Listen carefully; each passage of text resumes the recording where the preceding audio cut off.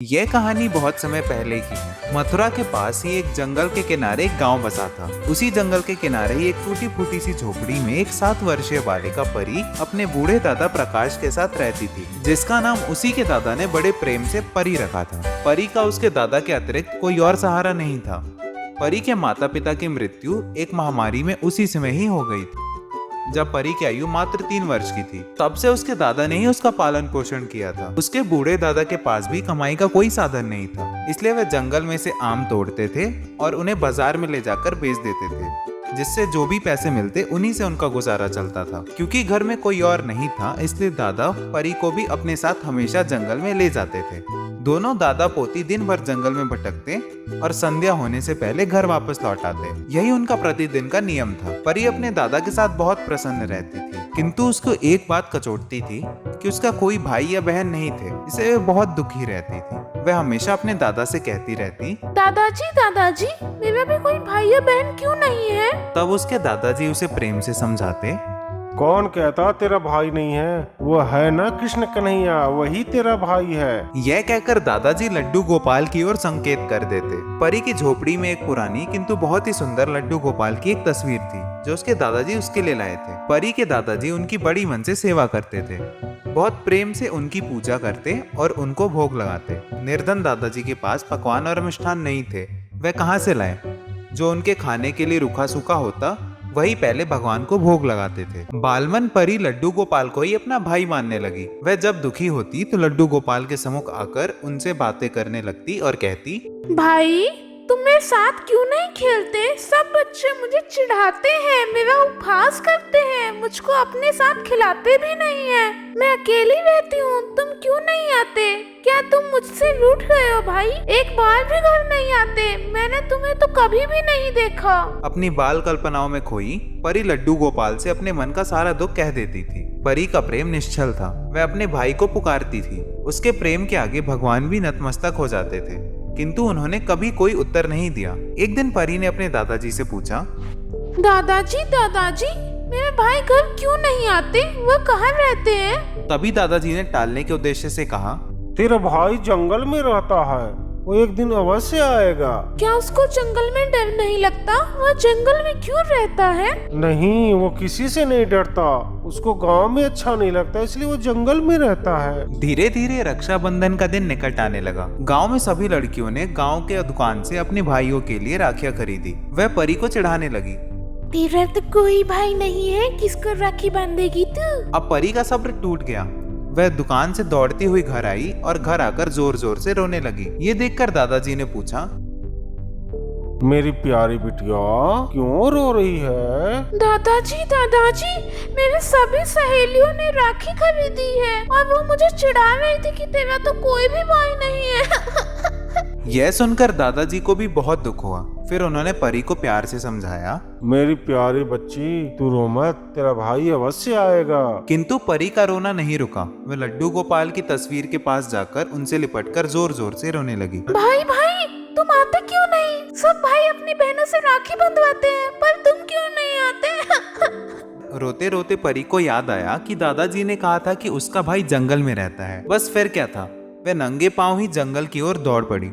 उसने मन में ठान लिया था कि वह आज अपने भाई को लेकर ही आएगी। जंगल के कांटों भरे रास्ते पर वह मासूम दौड़ी चली जा रही थी। श्री गोविंद ऊपर से सब देख रहे थे। यह देखकर श्री हरि गोविंद पीड़ा से कर्रा उठे। आखिर हो भी क्यों ना, श्री हरि का कोई भक्त पीड़ा में हो और भगवान को पीड़ा ना हो, ऐसा कैसे संभव है? इस बार उनका दिल कांटों से छल्ली हो गया। किंतु वह नन्ही सी जान बिना किसी चिंता के दौड़े जा रही थी। उसे अपने भाई के पास जाना था। वह रास्ते में गिरती पड़ती थक कर रुक गई और रो रो कर पुकारने लगी, भाई तुम कहाँ हो? तुम आते क्यों नहीं? अब श्री गोविंद के लिए एक पल भी रुकना कठिन था। वह तुरंत उठे और एक 12-13 वर्ष के सुंदर से बालक का रूप धारण किया तथा पहुंच गए परी के पास। उधर परी सिर झुकाकर रोई जा रही थी। तभी उसके सर पर किसी के हाथ का स्पर्श हुआ और एक आवाज सुनाई, मैं आ गया मेरी बहन, अब तू मत रो। परी ने सर उठाकर उस बालक को देखा और पूछा, क्या तुम ही मेरे भाई हो? हाँ परी, मैं ही तुम्हारा भाई हूँ। यह सुनते ही परी अपने भाई से लिपट गई। तभी भक्त और भगवान के मध्य भाव और भक्ति का एक अनूठा दृश्य उत्पन्न हुआ। यह देखकर भगवान की आंखों से आंसू बह निकले। अद्भुत दृश्य। बहन भाई को पाने की प्रसन्नता में रो रही थी और भगवान अपने भक्त के कष्ट को देखकर रो रहे थे। पल भर में सभी कष्ट दूर हो गया। परी अपने भाई का हाथ पकड़कर बोली, भाई तुम घर चलो, कल रक्षाबंधन है, मैं भी रक्षाबंधन करूंगी। बहन अब तू घर जा, दादा प्रतीक्षा कर रहे होंगे, कल प्रातःकाल में अवश्य घर आऊंगा। ऐसा कहकर श्री गोविंद ने परी को विश्वास दिलाया और उसे जंगल के बाहर तक छोड़ने आए। अब परी बहुत प्रसन्न थी, उसकी सारी चिंताएं मिट गई थी। घर पहुंची तो देखा कि दादा का रो रो कर बुरा हाल था। परी को देखते ही उसके दादा ने उसे छाती से लगा लिया। परी बहुत पुलकित थी और बोली, दादाजी जल्दी से दुकान पर चलिए, मुझे अपने भाई के लिए राखी खरीदनी है। उसके बाद परी ने दादाजी से जिद करी और एक सुंदर सी राखी अपने भाई के लिए खरीदी। जंगल में कोई बालक मिल गया होगा जिसको ये अपना भाई समझ रही है। उसके बाद दोनों दुकान पर जाते हैं और परी की जिद के कारण दादाजी परी के लिए एक सुंदर सी राखी खरीद देते हैं। अगली सुबह प्रातः ही वह अपने भाई की प्रतीक्षा में द्वार के पास खड़ी थी। उसको अधिक प्रतीक्षा नहीं करनी पड़ी।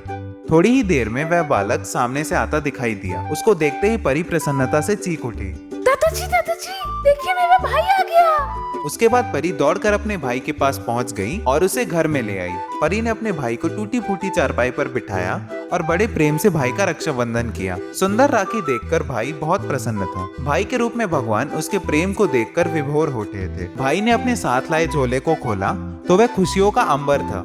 सुंदर कपड़े, मिठाई, खिलौने और भी बहुत कुछ। परी को मानो पंख लग गए थे। उसकी प्रसन्नता का कोई ठिकाना नहीं था। कुछ समय साथ रहने के बाद वह बालक बोला, बहन अब मुझे जंगल में वापस जाना है। परी उदास हो गई। बहन तू उदास ना हो, आज से प्रतिदिन मैं तुमसे अवश्य मिलने आऊंगा। अब परी बहुत प्रसन्न थी। बालक जंगल लौट गया। उधर दादा असमंजस में थे कि ये कौन था, ये बालक है कौन। उन्हें कुछ समझ में नहीं आ रहा था, किंतु हरि के मन की तो हरि ही जाने। भाई के जाने के बाद दादाजी वो देखिए, जो राखी मैंने भाई की कलाई पर बांधी थी वही राखी लड्डू गोपाल के हाथों पर बंधी है। यह देखकर दादाजी भी अचंभित रह गए, किंतु उन्होंने बचपन से कृष्ण की भक्ति करी थी। वह तुरंत जान गए कि वे बालक कोई और नहीं, स्वयं श्री हरि ही थे। वह उनके चरणों में गिर पड़े और बोले, हे छलिया, मैंने सारी जीवन आपकी पूजा की और जीवन का अंत समय आओ तो अब भी आप छलकर चले गए। वह परी से बोले, अरे वो बालक कोई और नहीं, तेरा यही भाई था। कौन है भाई? क्या वो तुम ही थे?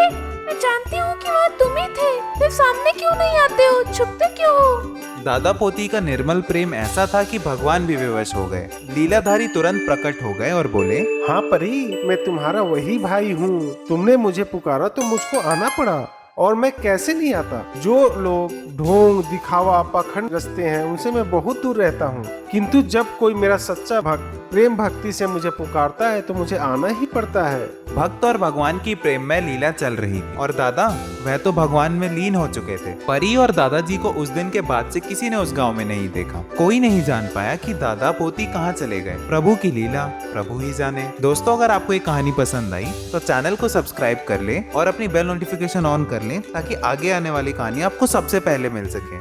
तथा वीडियो को लाइक करके अपना फेवरेट पार्ट जरूर बताएं। धन्यवाद।